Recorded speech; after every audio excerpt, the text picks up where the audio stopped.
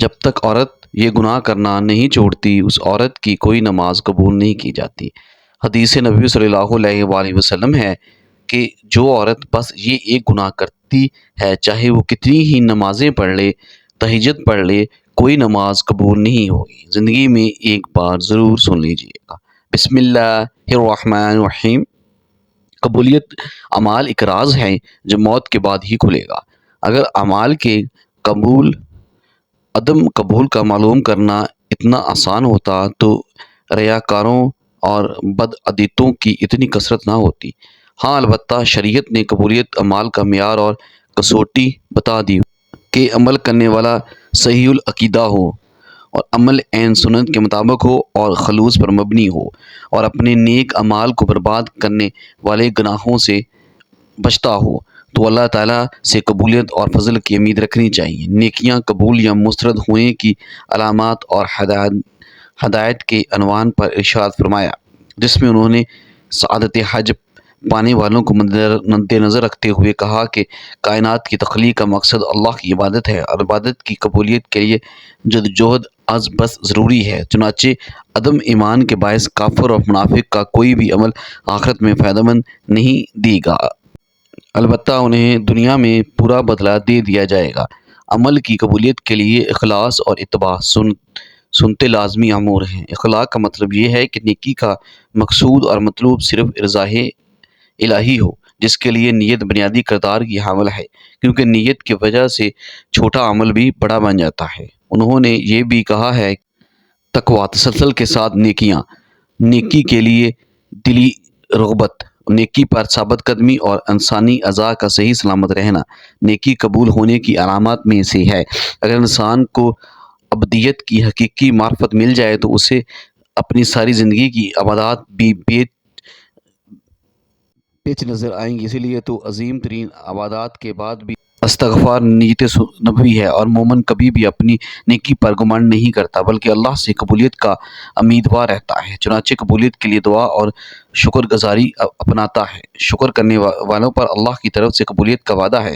دوسری جانب شرک، ریاکاری، نیکی کے عوض دنیاوی مفادات کا حصول، حالت ارتداد میں موت، دین سے نفرت، اللہ کی ایجاد اور آخرت میں ملاقات کا انکار، غضب الہی کا موجب بننے والے اعمال کرنا، منافقت، ہٹ دھرمی اور عناد کی بنیاد پر سنت سے تصادم، اپنی بات کو نبی کریم صلی اللہ علیہ وآلہ وسلم کی بات پر فوقیت دینا، اپنی پارسائی پر گمانڈ، نجومی کے پاس جانا، عصر کی نماز ترک کرنا، حقوق العباد تلف کرنا، تنہائی میں گناہ کرنا، غیر شرعی مقصد کے لیے کتا پالنا اور شراب نوشی سے نیکیاں مٹ جاتی۔ لیکن کچھ ایسی عورتیں ہیں جن کی نماز ان کے منہ پر ماری جائے گی، کیونکہ وہ عورتیں نماز تو پڑھتی ہیں اور جنت میں جانے کے لیے ان کے لیے صرف نماز پڑھنا کافی نہیں ہے کہ وہ جنت تک انہیں پہنچا دے، کیونکہ وہ ایسی عورتیں جو نماز خوب پالتی ہیں، خوب روزے رکھتی ہیں، ایک روزہ نہیں چھوڑتی، لیکن ان کی نماز کا کوئی فائدہ نہیں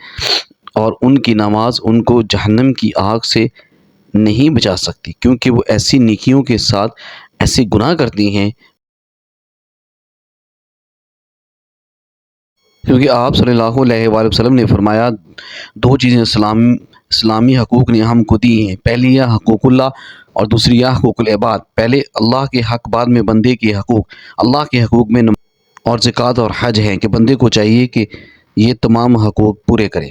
پھر اس کے بعد جو حقوق العباد ہیں وہ بہت مشکل ہیں، کیونکہ اگر حقوق اللہ میں سے کسی ایک حق کی پامالی ہو گئی تو اللہ تعالیٰ سے آپ توبہ کریں تو اللہ تعالیٰ معاف فرما دے گا، کیونکہ وہ غفور الرحیم ہے۔ لیکن اگر حقوق العباد میں سے کسی حق میں پامالی ہو گئی تو حقوق العباد کی معافی نہیں ہے۔ ناظرین، اب ہم آپ کو ان عورتوں کے بارے میں بتاتے ہیں جن کی نماز یا کوئی بھی نیکی قبول نہیں ہوتی۔ رسول کریم صلی اللہ علیہ وآلہ وسلم نے یہ بات بھی بیان کی تھی کہ جو عورت جوان ہو جائے جب تک سر پر دوپٹہ نہیں ہے اس کی نماز نہیں ہوتی۔ آپ نے یہ بھی فرمایا ہے جو اپنے بالوں کو نہیں ڈھانپتی اس کی نماز قبول نہیں ہوتی۔ رسول کریم صلی اللہ علیہ وآلہ وسلم نے یہ بھی فرما دیا کہ اگر کوئی عورت مسجد میں جاتی ہے عطر اور خوشبو لگا کر، جب تک وہ غسل نہیں کر لیتی اس کی بھی نماز قبول نہیں ہوتی۔ اس لیے فرمایا، اے عورتوں کی جماعت، تم میں سے کوئی مسجد میں جانا چاہے تو خوشبو لگا کر نہ جائے جب تک یہ غسل نہیں کر لیتی، یہ نماز یا عبادت اس کی قبول نہیں ہوتی۔ خاوند کی نافرمانی کرنے والی۔ حدیث کے الفاظ میں 3 ایسے لوگ ہیں ان کی نماز قبول ہونا تو دور کی بات کانوں سے بھی اوپر نہیں جاتی۔ غلام مالک کی اجازت کے بغیر دوڑ گیا، اگر وہ جا کر تہجد بھی پڑھے گا لیکن اس کی کوئی بھی نماز یا عبادت قبول نہیں ہوگی۔ ایسی عورت جو اپنے خاوند کو ناراض کر کے رات گزارتی ہے، اس کی بھی نماز قبول نہیں کی جاتی۔ اور ایسا انسان جو لوگوں کو نماز تو پڑھاتا ہے لیکن لوگ اس کی امامت پر خوش نہیں ہیں، پسند نہیں کرتے۔ شرط یہ ہے کہ کوئی شرعی سبب ہو، ویسے مزاج کی بات نہ ہو۔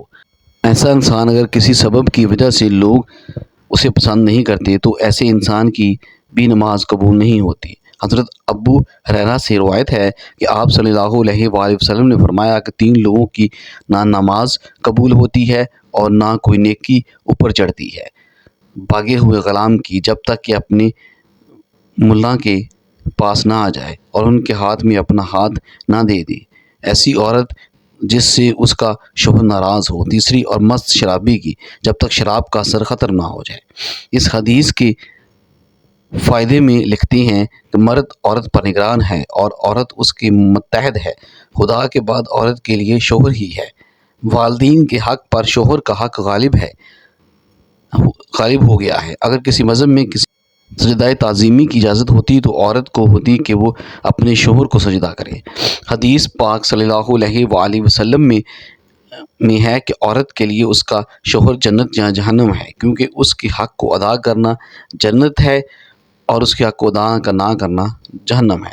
جس کا اتنا بڑا حق ہو بھلا اسے ناراض کیا جا سکتا ہے؟ پھر خدا نے جسے رفیق حیات بنایا ہے، زندگی بھر کا ساتھی اور معاون بنایا ہے، دنیا میں جس کے بغیر گزارا نہیں، اسے کیسے ناراض رکھا جا سکتا ہے؟ اس لیے اگر شوہر ناراض ہو جائے تو اسے راضی کرنے کی کوشش کرنی چاہیے، کیونکہ اس کے بغیر دنیا آخرت میں نقصان دہ ہے۔ حضرت عائشہ رضی اللہ تعالی عنہا سے روایت ہے کہ نبی کریم صلی اللہ علیہ وآلہ وسلم نے فرمایا، بالغہ عورت کی نماز سر ڈھانپنے بغیر قبول نہیں ہوتی۔ اس حدیث میں نماز کے دوران سر ڈھانپنے کا حکم ہے، چنانچہ اگر عورت دوران نماز سر نہ ڈھانپے تو اس کی نماز نہیں ہوتی۔ عورت کو نماز میں ہاتھ، پاؤں اور چہرے کے علاوہ باقی سارا بدن ڈھکنا ضروری ہے، سینہ بند ضروری نہیں۔ ایسے باریک کپڑوں میں جن میں سے بدن جھلکے نماز نہیں ہوتی۔ جو کپڑے ایسے باریک ہوں کہ ان کے اندر سے بدن نظر آئے تو ان سے بھی نماز نہیں ہوتی۔ نماز کے لیے دوپٹہ موٹا استعمال کرنا چاہیے۔ چہرہ، دونوں ہاتھ گھٹنوں تک اور دونوں پاؤں ٹخنوں تک، ان 3 اعضاء کے علاوہ نماز میں پورا بدن ڈھکنا عورت کے لیے نماز کے صحیح ہونے کی شرط ہے، اس کے بغیر نماز نہیں ہوگی۔ خواتین کا یہ کہنا کہ جب یہ بندے سے پردہ نہیں تو خدا سے کیا پردہ، بالکل غلط ہے۔ اللہ تعالیٰ سے تو کپڑے پہننے کے باوجود آدمی چھپ نہیں سکتا، تو کیا پورے کپڑے اتار کر نماز پڑھنے کی اجازت دے دی جائے؟ پھر بندوں سے پردہ نہ کرنا، ایک عورت اس گناہ میں مبتلا ہے، اس کے لیے یہ کیسے جائز ہے کہ وہ نماز میں بھی ستر نہ ڈھانپے؟ الغرض عورتوں کا یہ شبہ شیطان نے ان کی نمازیں غارت کرنے کے لیے ایجاد کیا ہے۔ نماز کے دوران سر کھل جائے اور 3 بار سبحان اللہ کہنے کی مقدار تک کھلا رہے تو نماز ٹوٹ جائے گی، اور اگر سر کھلتے ہی فوراً ڈھک لیا جائے تو نماز ہوگی۔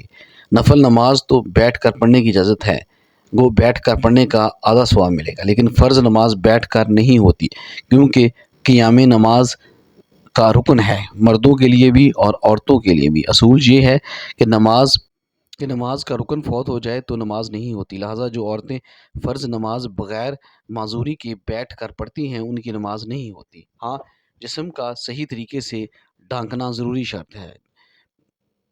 پینچوں تک ہاتھ کھلے ہیں تو مذائقہ نہیں، سینے پر اوڑھنی ہونی چاہیے، سجدے میں دوپٹہ نیچے آ جائے تو بھی نماز ہو جاتی ہے۔ عورتوں کا جمع ہو کر اس طرح نفل نماز جماعت کے ساتھ ادا کرنا بدترین بدعت ہے اور متعدد غلطیوں کو مجموعہ ہے، جس کی وجہ سے وہ سخت گناہ گار ہیں۔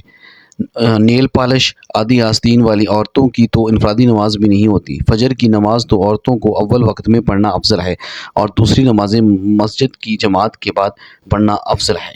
جمعہ جماعت اور عیدین کی نمازیں عورت کے ذمہ نہیں ہیں۔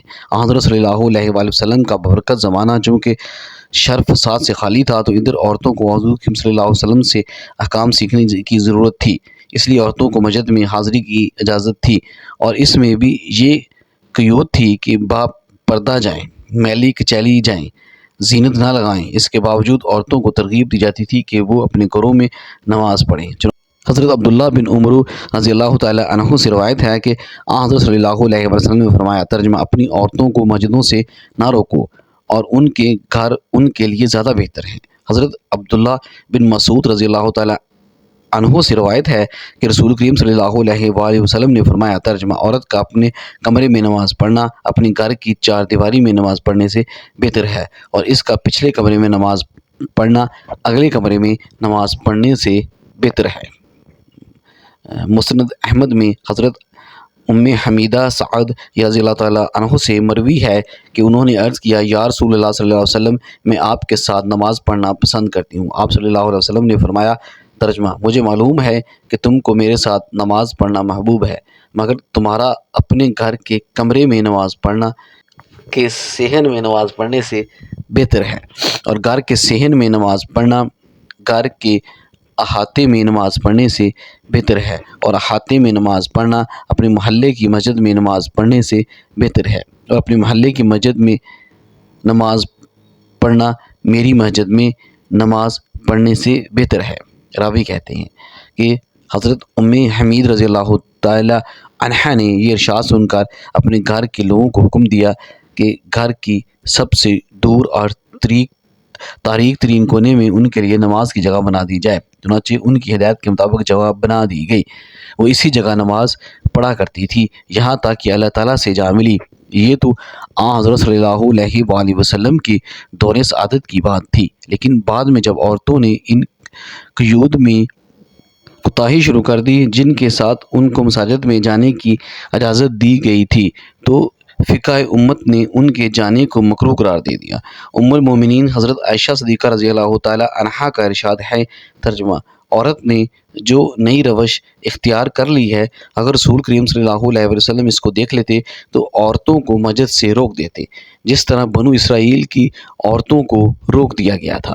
حضرت ام المومنین رضی اللہ تعالی عنہا کا یہ ارشاد ان کے زمانے کی عورتوں کے بارے میں ہے، اسی لیے اندازہ کیا جا سکتا ہے کہ ہمارے زمانے کی عورتوں کا کیا حال ہوگا۔ خلاصہ یہ کہ شریعت نہیں بدلی۔ حضرت صلی اللہ علیہ وآلہ وسلم کے بعد کسی کو شریعت کے بدلنے کا لیکن جن قیود و شرائط کو ملحوظ رکھتے ہوئے حضرت صلی اللہ علیہ وآلہ وسلم نے عورتوں کو مسجد میں جانے کی اجازت دی، جب عورتوں نے ان قیود و شرائط کو مخلوط نہیں رکھا تو اجازت بھی باقی نہیں رہے گی۔ اسی بنا پر فقہ امت نے جو در حقیقت حکمہ امت ہے، عورتوں کی مساجد میں حاضری کو مکروہ قرار دے دیا۔ گویا یہ چیز اپنی اصل کے اعتبار سے جائز ہے، مگر کسی عارضے کی وجہ سے ممنوع ہو گئی ہے، اور اس کی مثال ایسی ہے کہ وبا کے زمانے میں کوئی طبیب امرود کھانے سے منع کر دے، اب اس کی یہ معنی نہیں کہ اس نے شریعت کے حلال و حرام کو تبدیل کر دیا ہے، بلکہ یہ مطلب ہے کہ ایک چیز جو جائز حلال ہے وہ ایک خاص موسم اور ماحول کے لحاظ سے مضر صحت، اس لیے اس سے منع کیا ہے۔ اللہ پاک ہمیں دین کی سمجھ نصیب فرمائے اور ہمارا خاتمہ ایمان پر فرمائے۔ اللہ پاک ہمیں نیک عمل کرنے کی توفیق عطا فرمائے۔ اللہ پاک میری اور آپ کی بخشش فرمائے، آمین۔ ناظرین، کامنٹ باکس میں ایک بار حضور کریم صلی اللہ علیہ وسلم کے ناموں میں سے ایک نام ضرور لکھیں۔